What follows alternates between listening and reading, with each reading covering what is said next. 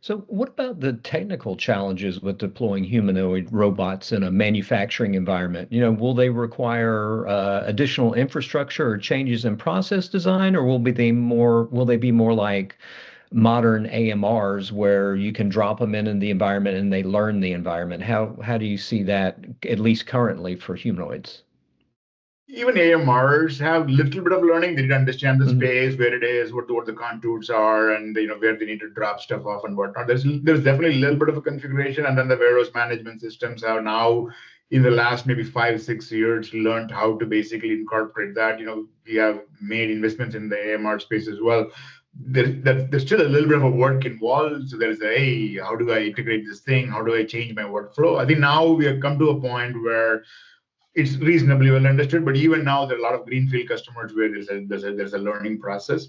Um, so humanoids have certain advantages. There are certain differences as well. The given that they're similar in navigability and things like that. It's the learning process reasonably similar. But in terms of the workflow, I think it's a slightly different process now. How does a management system or a resource planning system going to use these as a resource for allocating tasks and stuff like that? I think that's going to be a little bit of a learning. I think like one of the things that we are seeing through Agility and Agility's customers is that that's the part where the customers are learning quite fast, and then but there is some learning from their side to figure out how to do it.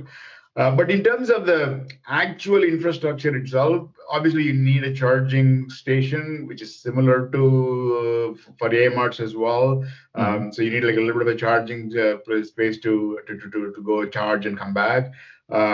And the human interactions maybe need to be slightly more sophisticated because the AMRs are just like moving objects, but this one has like hands and stuff like that as well. There may be more complex interactions, and then there are also probably more toe to toe or shoulder to shoulder as well. So how do you interact or how do you work with a human in the loop is maybe a little bit more learning.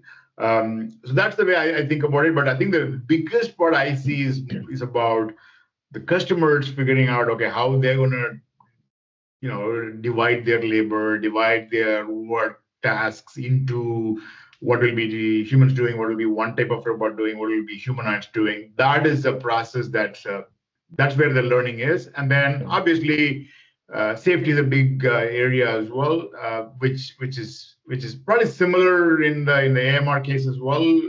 But I think because of the human form factor, there is this more psychological effect, and also maybe additional dimensions of interaction that need to be addressed. I think. Yeah. Okay.